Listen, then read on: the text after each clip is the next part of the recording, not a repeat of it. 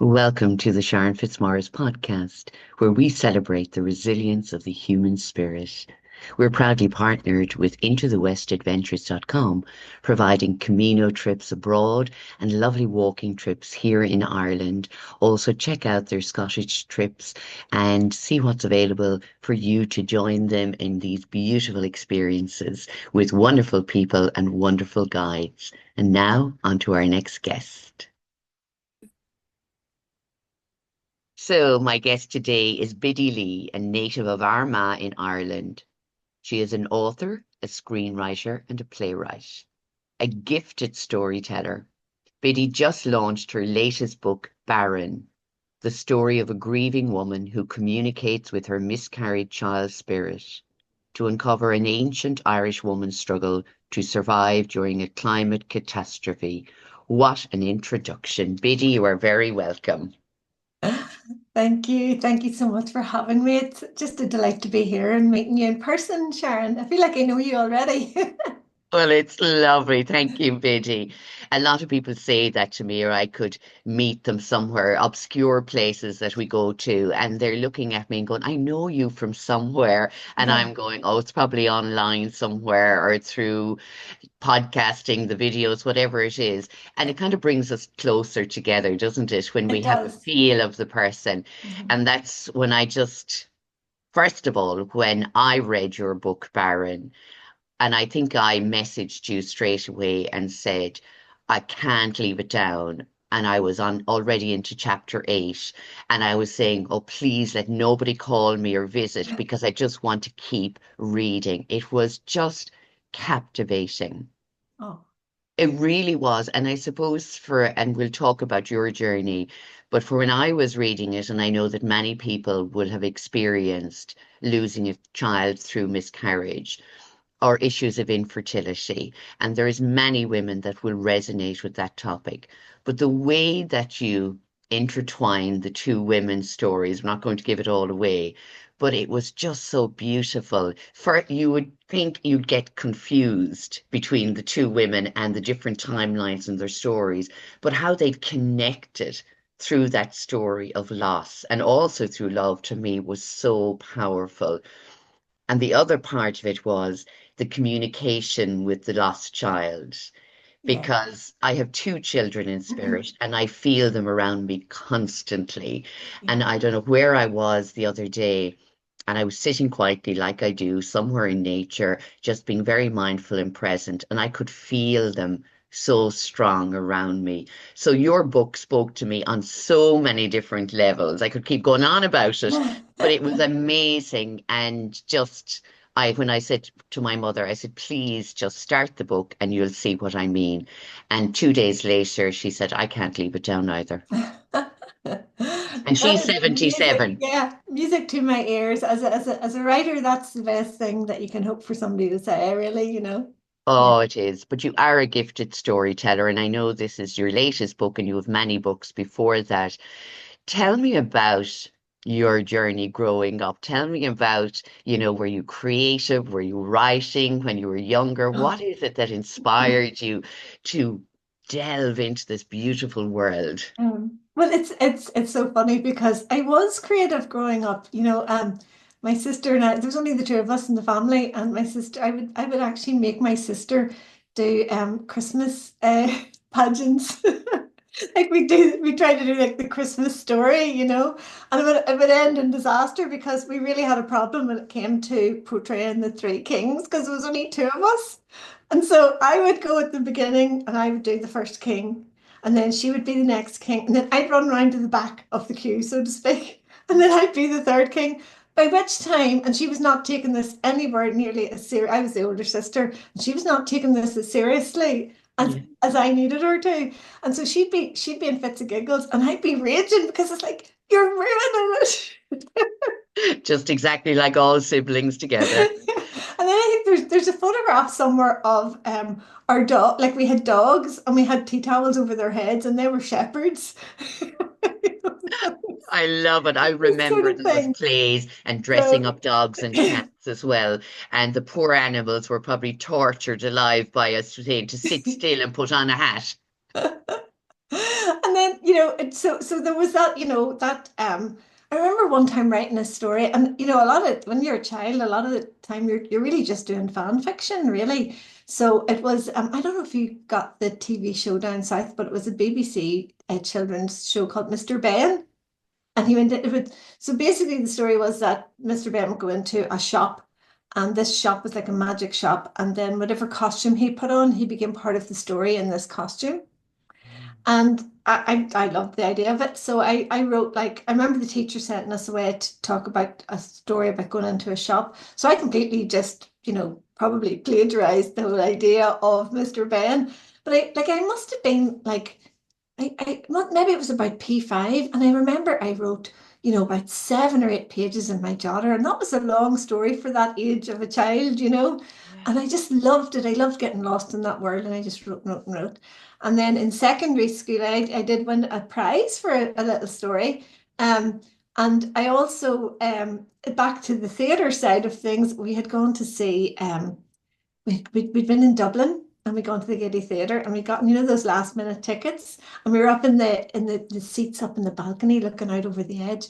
And it was Oliver Twist and Twink was Nancy. Oh, It was wow. just, it was a real magical time. And I remember coming back home, and I was in about first or second year and writing, and it was basically, a mixed match of Oliver Twist and probably the girl Annie. And it was like a mix of that. There was a posh person in it, and there was an evil sort of woman who made the children clean, and there was an orphan, and somebody saved them. And so I put this all together as my own work. And I even went to the deputy head, and she was sort of in charge of our area of the school, and she let me have the hall to rehearse in, and it was great because we didn't have to go out at lunchtime in the rain.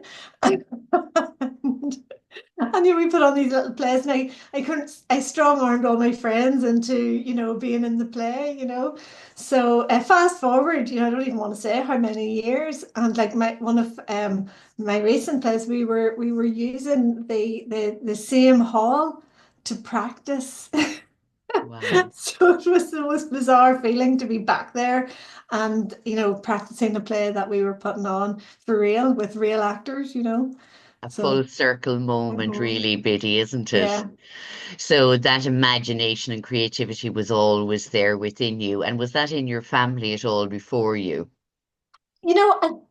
But my father was a storyteller, but like we'd sit in the pub or we'd sit around at family dinners, and he was a great man for reciting stories. And my mom kept diaries and still does. And she kept a diary actually, and this probably fit in a wee bit to the voice of my miscarried baby, in that she kept a diary of like from the first day I was born. She has it somewhere, and it was all, I was born at whatever time in the morning, and I read this, and mom did this, and she kept this going for a bit of a while. So Yeah. she's always sort of journaled and kept that. So from that perspective, yes, but my uncles were big into science. So I have an uncle who was an engineer, and I have another uncle who was a computer scientist, and my mom was a nurse. So I ended up drifting into science, and I loved animals. So I became a biologist. I studied biology at university. Yeah. So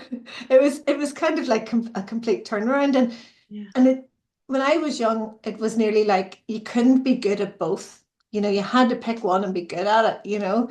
So science and maths were more my forte. I wasn't good at reading literature and analyzing it. I still kind of struggle with that.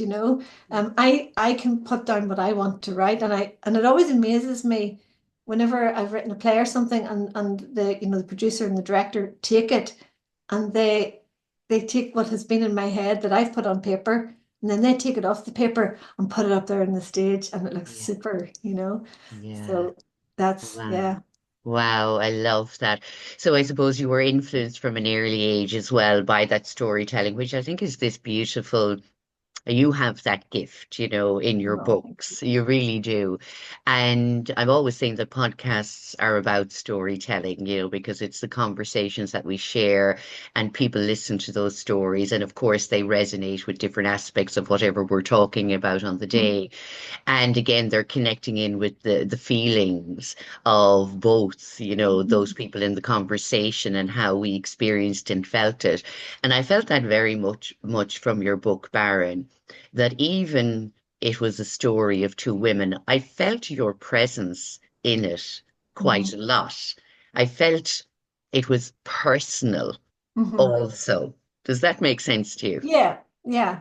I think part of it is that a lot of the a lot of it is personal, you know. Mhm. And then even for the Neolithic timeline, I what I really wanted to do was show that people for 4,000 years ago fundamentally are the same as what we are now. We haven't changed in what we want. It's like that, that Maslow's hierarchy of needs that you learn about when you're becoming a teacher, right? Yeah. And we have to have that basic, shelter, food, safety. And then once that's taken care of, the next thing is really love and acceptance. And that, and it goes up like that. So I kind of thought, well, in the Neolithic period, yes, they had the when they had those three things, then it was about love and it was about, acceptance in the tribe and that and Mhm. where was her place in the tribe now that she was a woman who was othered from the other women, so Yeah. yeah. Yeah. And as you said, it hasn't changed much in 4,000 years, and it was again that experience of a woman in modern day times feeling less than or outside what was expected of a woman. It Yeah. hasn't changed even from that going back 4,000 years ago as well, and how people would judge them or they would judge themselves. Yeah. So yeah, it is interesting, and I think it's so true that over time things don't change. Of course, our structures and our building and our clothes and our vehicles and all of that and technology has advanced us in so many ways. But when it comes to emotional experiences, we are all the same throughout Mhm. time, aren't we, Yeah. Biddy? And I think part of it too is it's about your expectations of life, Mm, you're whatever age and you're given a doll, and you're mm. expected to be a mother. And then you kind of, and I know there was a time in my life where I was like kind of going, oh, I don't really fancy being a mother, but I Yeah. might have been about 11 at that stage.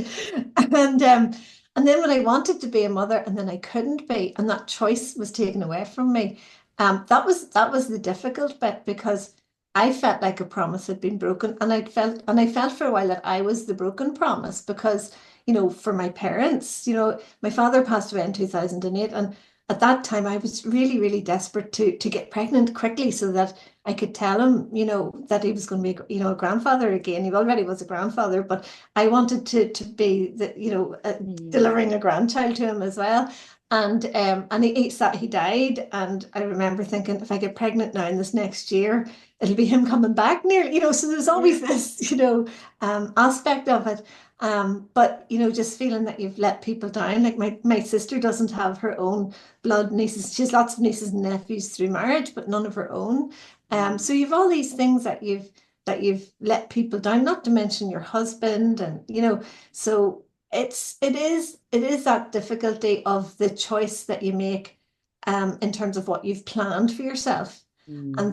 and then it doesn't get delivered, and then what do you do with that, Mm. whereas if you were a woman who had never, and I have friends who have never wanted children and have never had children, and for them to have children would be a disaster for them, it would be as bad for them as me not having children is Yeah. for me, or was for me. So it's all about, I think, what we feel life has promised us. And there's a line in the book that talks where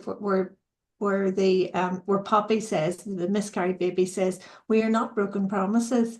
And when I came through that, when I didn't notice it too much, but like I have it here, I have it stuck up in a wee Yes. post-it note. Oh, And I keep it because I didn't notice that much when I was writing it. But then when I was going through the editing process, it jumped out at me and I went, oh yeah, I really love that. So sometimes you write stuff and you forget. and then you Yes. trip over it and you go, oh wow, that means more to me now. I understand even, Yeah. what it's about. Yeah. So And was that's. it a hard book to write for you? Was there parts of it or aspects of it where you were brought more into your own journey again, and it may have brought up other emotions or other feelings, or was there an acceptance, Biddy, as you were writing it? I think there was an acceptance, and a lot of the writing of it took place during lockdowns, Mm, and in particular, there was one period of time where, you had your sort of your bubble, and a lot of people were doing a lot of walking at the time. And my sister lives, quite close, so we would walk every morning. And I'd talk to her about the bit that I was writing, and we'd analyze, our experience of my infertility, and also mm, she had lost a baby as well. So we talked about our babies up there with dad, so it was lovely to get to revisit that, and mm. to unlock that and get to experience sharing that with her in that way. Because when I was going through this, she was going through the terrible twos and the terrible Yeah. fours Yeah. and we were literally worlds apart, because I could not imagine what it was like to be in her shoes, and she couldn't imagine what it was like to be in mine. And when I say worlds apart, we were also on the other side of the planet, because I was living in California at the time and she was here. So when all that was happening, I suppose just geographically I was quite isolated from my nearest and dearest in that respect, But Mm, writing it and bringing the story into being really helped with processing it, which is what writing does for me. It's mm, very cathartic, yes. So yeah, that it wasn't difficult to write. Um, I think by the time I'd come to write it, I had sort of everything straight in my head at Yeah. that point. So it was Yeah. better. Yeah. And I think you're so right. I think when we write, even if it is just like your mother keeping a diary, it sometimes makes sense of the thoughts or the feelings we're having in that day or that week. And then as you write it, it's almost like sometimes I think it's just a flow of energy. It's like that sentence you come back to, we are not broken promises. And you may have wrote it at the time and not thought as much of it until you looked back and you Mhm. feel it almost. It's a very deep inner feeling, even that Yeah. sentence, we are not broken promises. And one of the things that I felt, because I can resonate with a lot what you're saying. I obviously have two children that are on this physical plane and grown up adults, and I'm very grateful for them.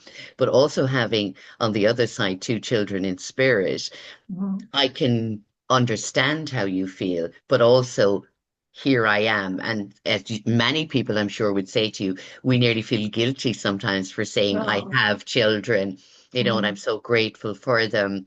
But I think that's where the acceptance comes in, in Yeah. our lives. And when we're writing, we can honor the losses, we can honor the pain that we felt, and that what you said was huge, that maybe letting other people down or Mhm. feeling like a failure in some way. They're all things we have to feel.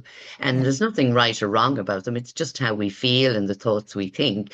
But in writing them down and what flows from it can be so beautiful. And it Mhm. can be actually so healing that it allows us to express those thoughts and Yeah. emotions. And it can turn into, just like your book, something so beautiful that is fictional, but it is so real for you and me and so many other people that I just felt as reading it, I just could picture every part of them. I could feel their emotions. Yeah. And that's what touched me so much. It was the way I felt reading the book. More than what I thought about it, it was what I felt while I was reading it. And even when it came to the end, I was like, oh, come on, Biddy. There has to be more, Biddy. Come on, Biddy. A sequel? Oh, I don't know. But Oh, it's I hope, I hope. it's so interesting that you say that, because I want to talk a little bit about Francis, who designed the cover. I'll just show you the cover because you don't have your book. No, my mother has my book now. But Yes, and the back as well, you can kind of see is the ancient timeline as well. But So Frances, I've known Frances all my life nearly. She's a best friend of my sister's, and but she was one of these people that was an artist from the word go. She went to art college straight out of school, and and she's a big deal in the art world. And I was nearly afraid to approach her to do this because I knew that she'd had her own losses, and she has, and she's not a bit, after speaking to her about this, I realized that she talks about honoring. You use the word honoring, but she would honor the memory of her lost children. And she's had twins who were both miscarried, and then she had another pregnancy that miscarried, and then she had a live birth, Murren, who's a lovely teenage girl, and then she had another miscarriage, and I maybe have gotten these mixed up, Mm. but her final pregnancy, the baby came too early, and baby Enya was born, but she only lived for 11 days. So Frances really had been through the mill when it came to that. And her paintings are always so vivid and beautiful. And of late, especially after Enya, her paintings have been her way of healing Mm. herself as well. And she does gorgeous paintings of Donegal and Mount Errigal, and the colours are just amazing. So I sort of had a word with my sister. I was like, would you sound her out and see would she be willing to read my book? And then just the manuscript at this stage, it was still going through the editing process.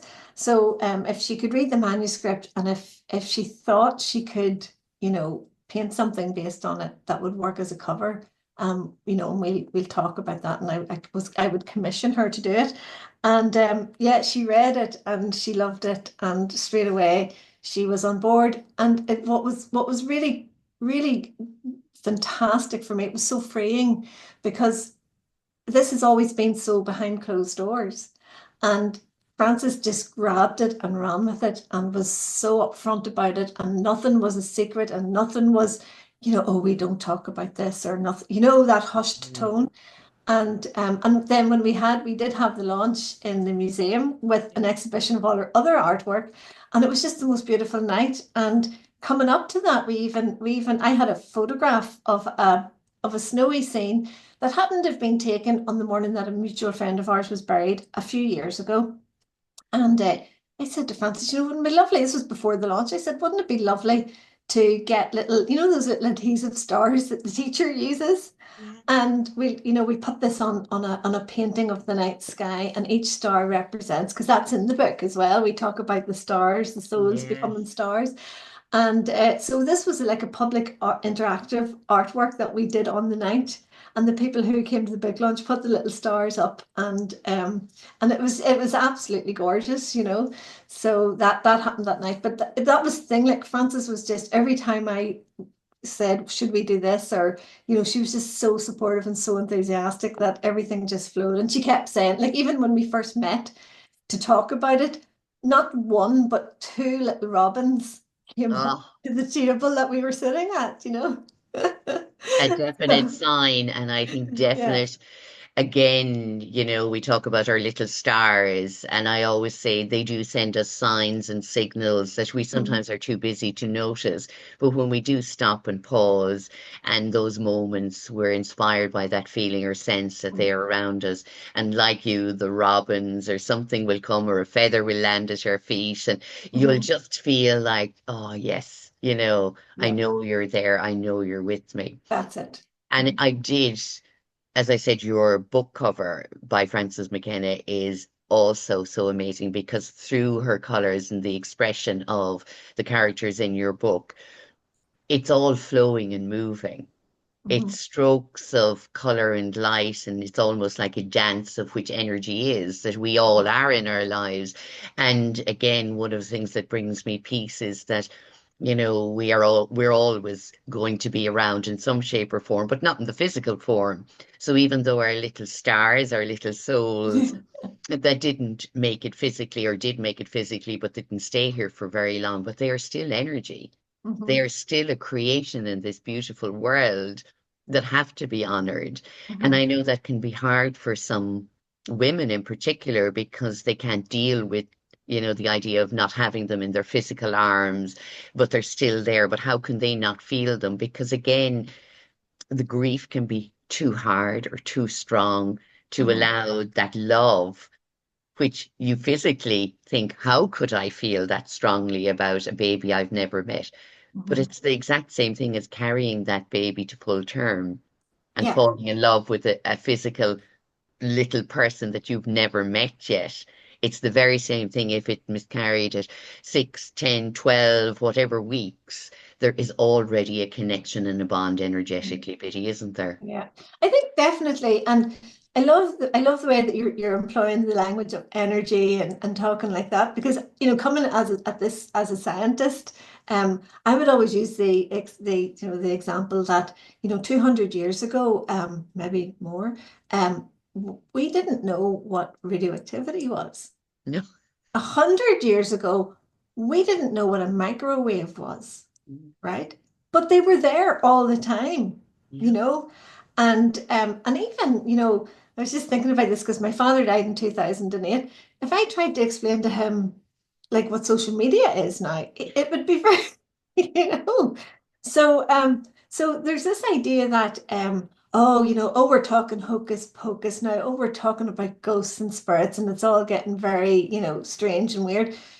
All we're doing is that we know that there is some sort of energy out there, and we have yet to have it scientifically described, but Mm, it's there. And I think that some of us are just more receptive and we feel it more than others. And and that's just how it is. And then just going back to your point then about, the grief and the pain. mm, Yeah, I mean, it is hard. And I think that for some women, it can be really devastating for a very, very long time. mm, But that, you know, we have to go through the grief and the pain, and we can't shove it aside and we can't make it better. And we have to embrace the pain as well. And that's mm, that's hard, that's mm. not, sometimes there's just no way other than through it. Yeah. So, I always say that we move through just like energy because emotions are energy. That's exactly what they are. They're a movement, a feeling, an emotion that can be big or small. And for me, I always say I moved through whatever I was feeling, and the hardest feelings, mhm, because again, I feel everything is in movement, even our voices as we speak, and that's why some people connect, or people say, "Oh, you're a great storyteller, Sharon, because you have this tone in your voice," or mhm, they like listening to you, and it is a frequency, but it's coming from a feeling deep within. I'm not just rhyming off mhm, statements and sentences because when I'm speaking or listening to somebody, I'm feeling constantly. And that to me is an energy moving within me that's mhm, touching something deep within, my mind and body that I am responding to. So I feel it quite strongly. I know that's where I'm very imaginative and visual, that I could see or feel things. And that's why I said reading your book, when I can sit down and the words are not just words in my mind, but they become this beautiful picture and the story is unfolding not just through the pages and your words, but you are creating this image in my mind that is unfolding.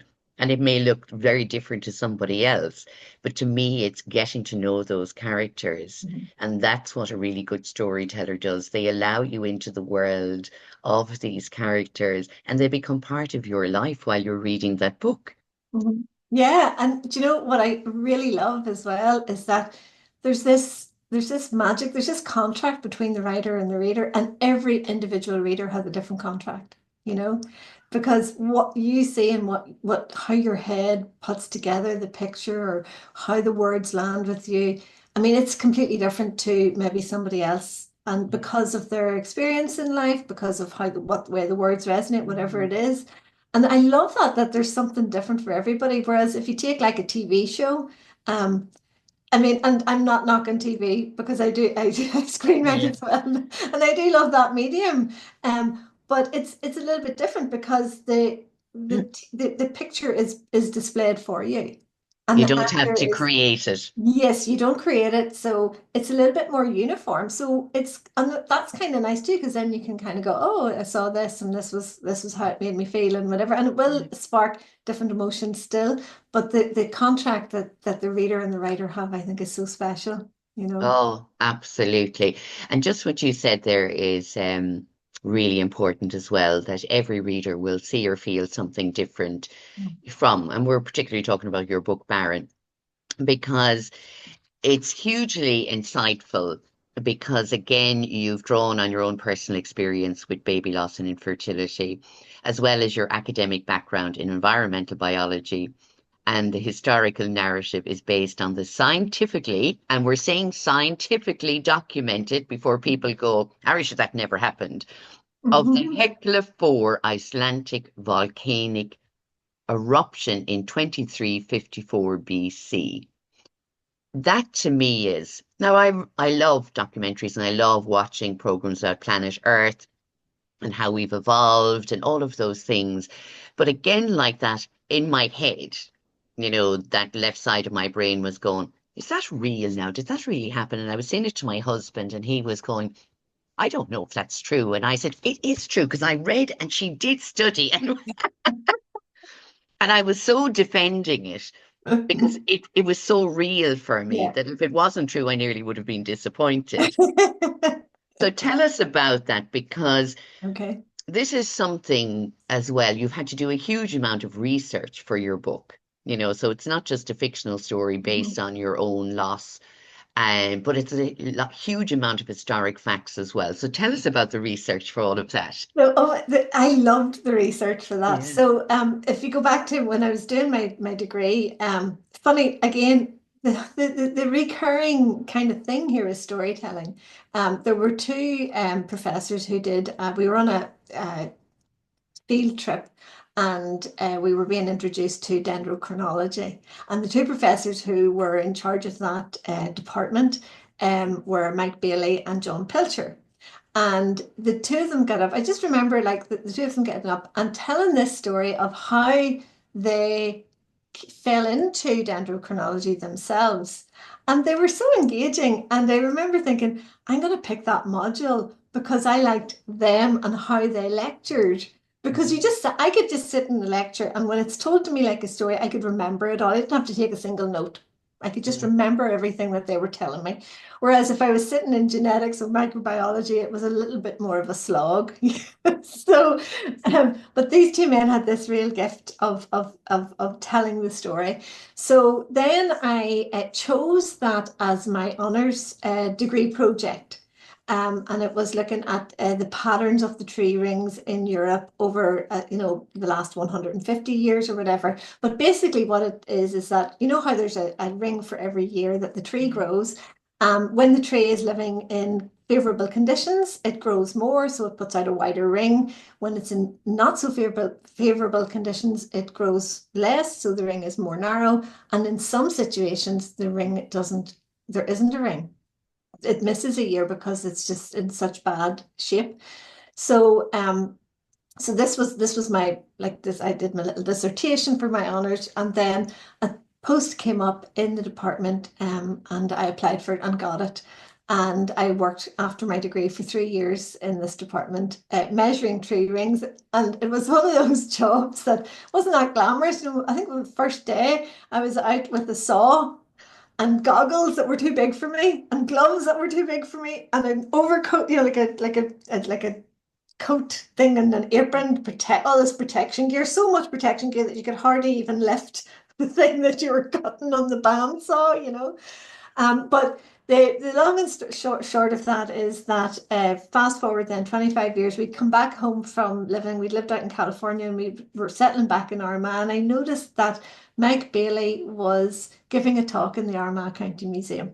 So I thought, I'm not going to say anything. I'm just going to show up, see, does he remember me? And he did. And his talk was by and large about things that we had talked about way back in the day. But in the time period, in that 25 years, some things had been sorted out, if you like, Yeah. scientifically. They had been able to cross date so there was 9 years beginning in 2354 BC, and it's really specific because it goes all the way back. Like, every year is accounted for with these tree rings, and in 2354 BC there was 9 years where the rings were really narrow. I mean, the trees were really struggling, and they managed to cross state that with a layer of ash in the Greenland ice core. And that showed that there had been a volcanic eruption. Now, they were also finding ash in the peat bogs in Ireland, but it wasn't as specific as Mm. that. And then the other thing that Mike talked about was a tsunami event that had come over the Barmouth and it inundated Lough Neagh, and there was sand from the north coast in peat deposits around Lough Neagh. So basically, that was definitely, things that had happened in that period of time. And Mike and I got chatting about what was it maybe that had connected all these events.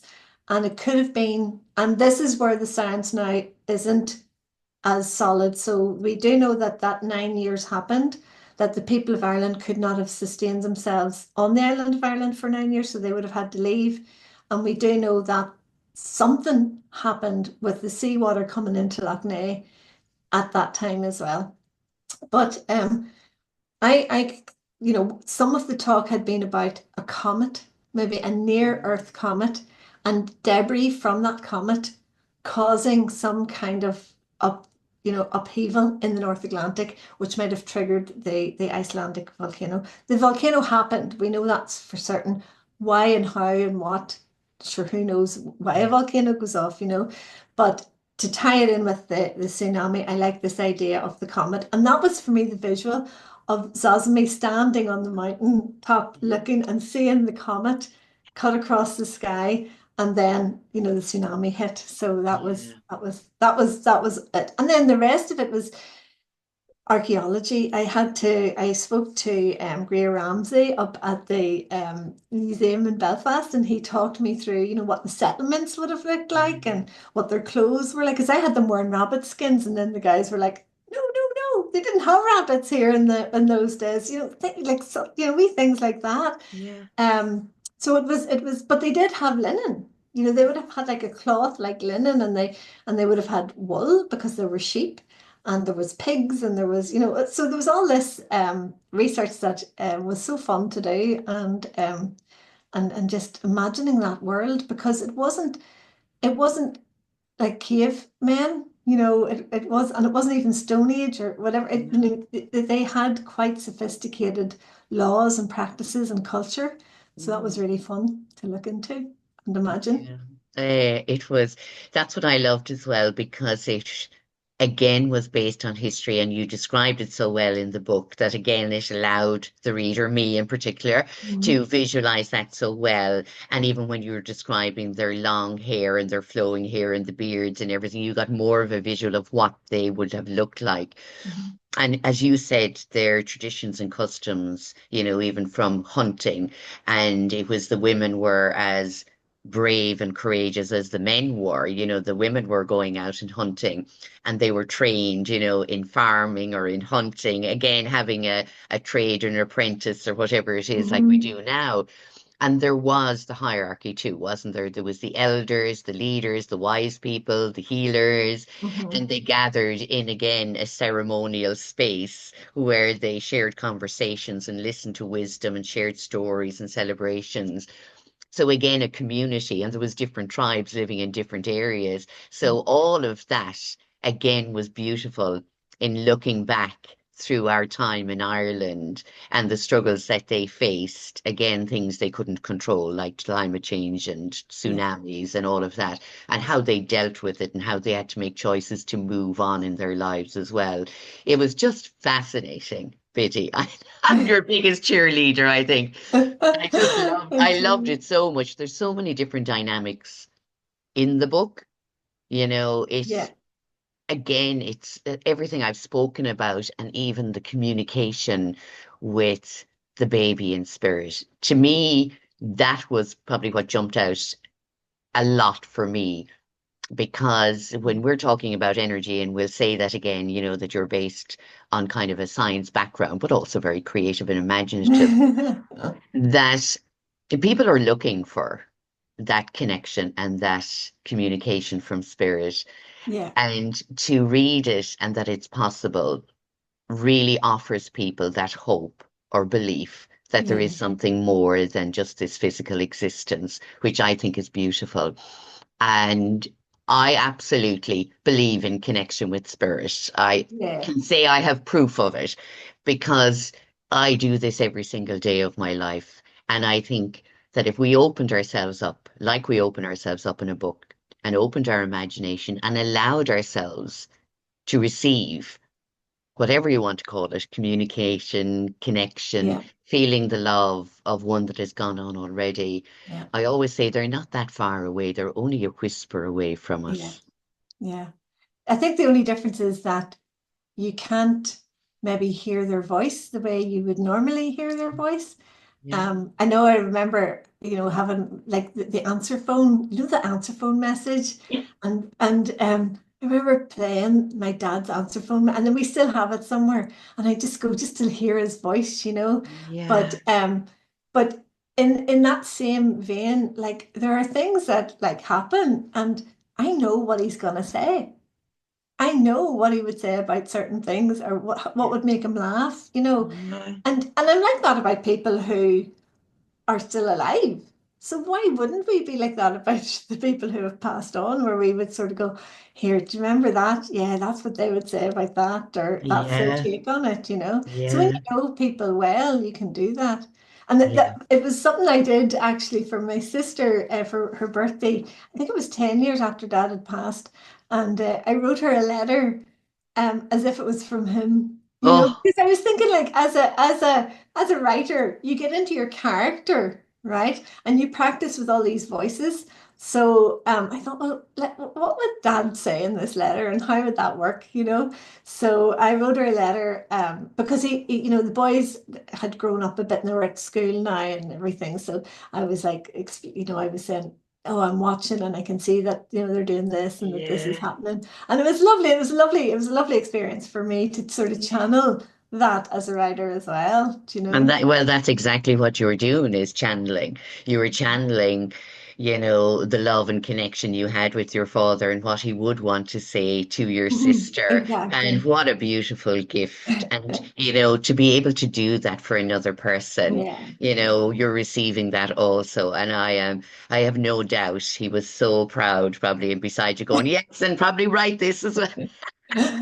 You probably you're being a bit mushy there, but Yeah, yeah, yeah. Which that's all right. We'll let you off this time. Oh, that is beautiful, Biddy.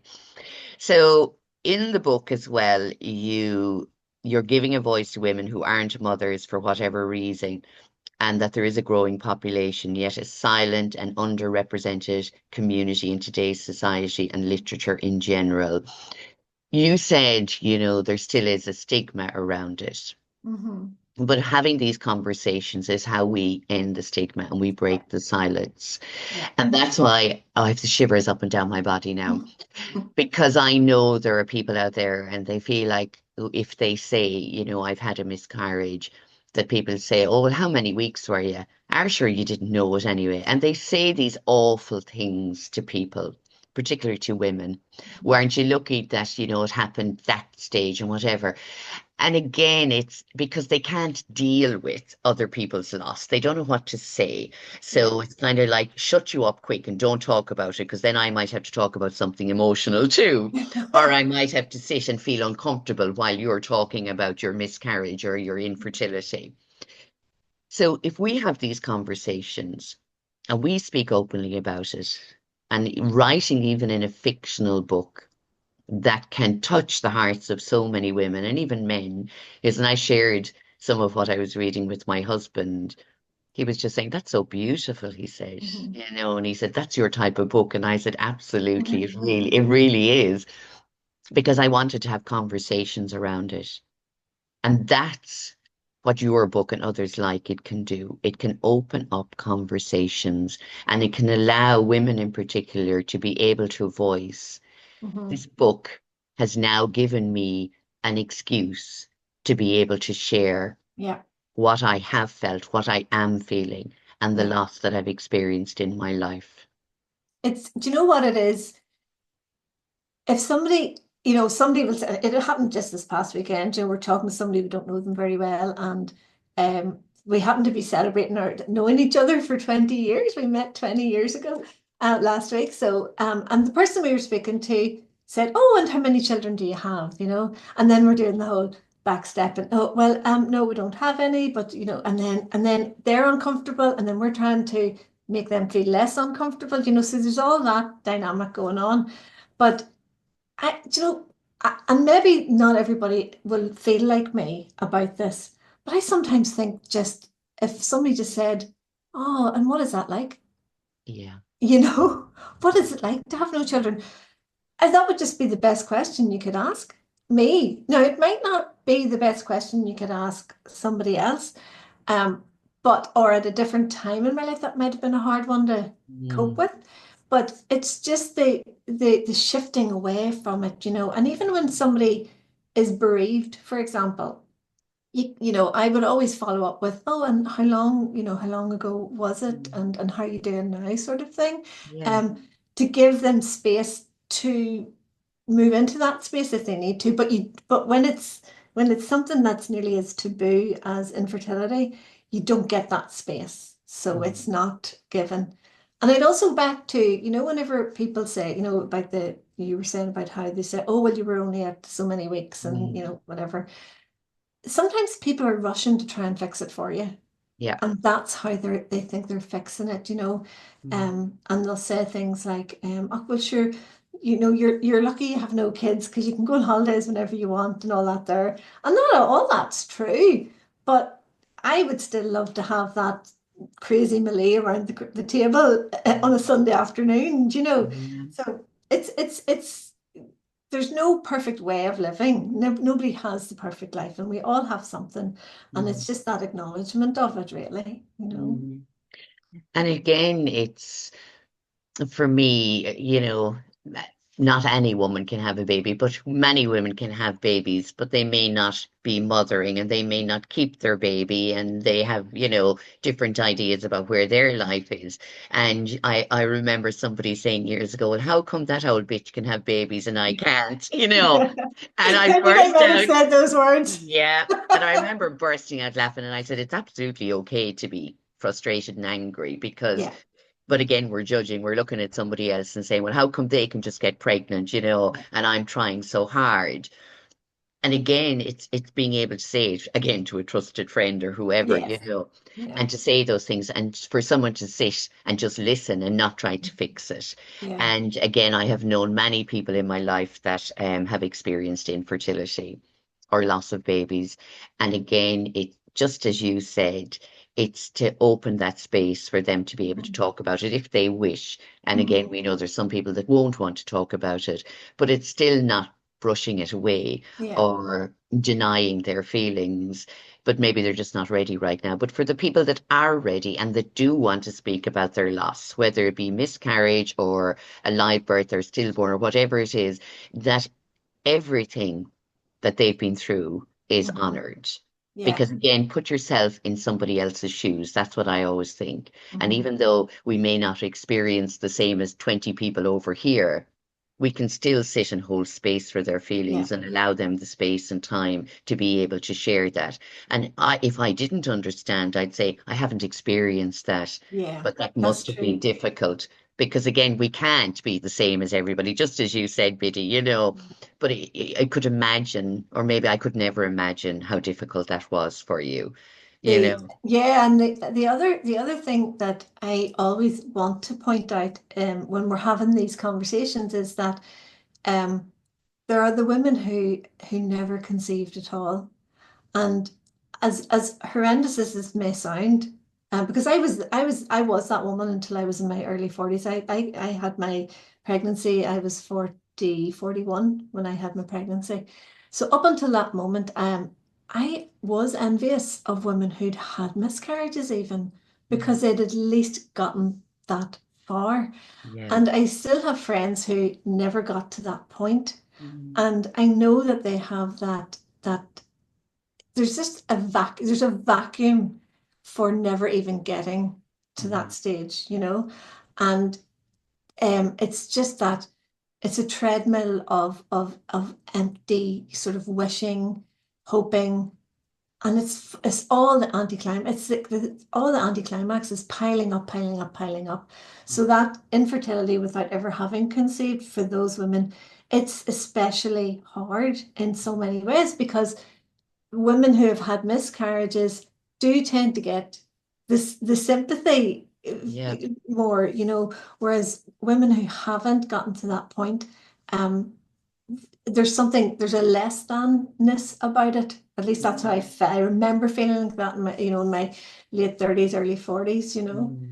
So that I always think it's worth mentioning those women as well because they've a different grief to carry and it's very, very hard. Mm.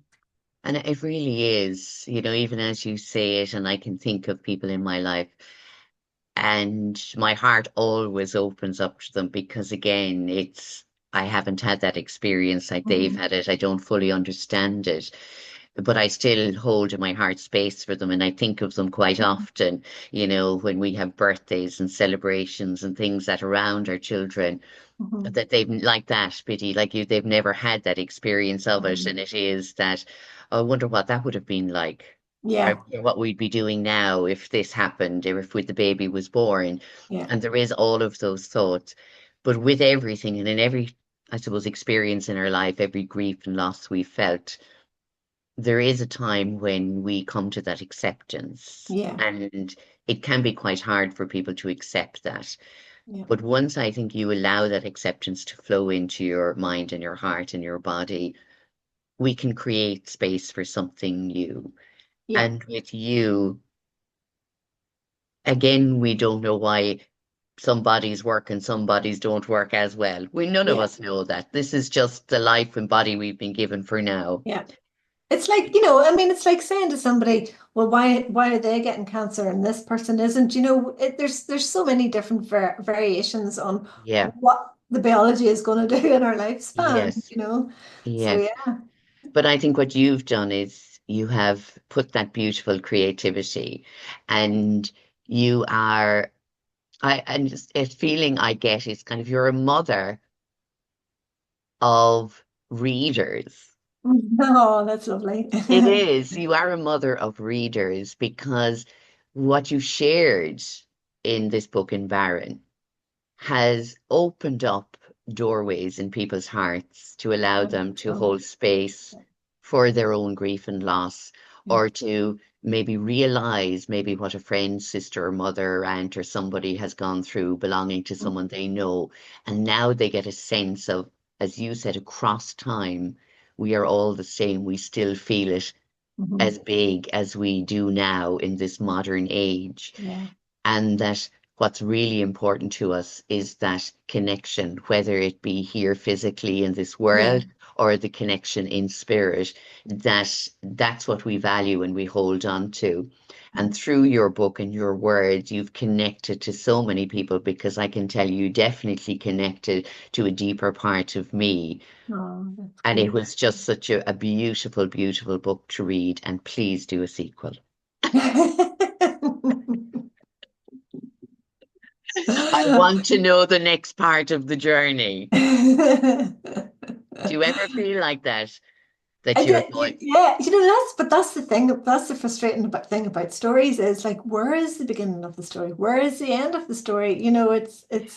Yeah, it's, I just want to know where they went to. I want to know more about their lives. And even though you did share, the picture and that little bit of what it was, for me, it's like I want their story to continue. Now, maybe I'll have to do that in my imagination and where the rest of where they went from that, because again, it's looking back historically, isn't it? And where our yeah. ancestors went to. Sure, I'm just fascinated. Like I want the movie next for you, Biddy.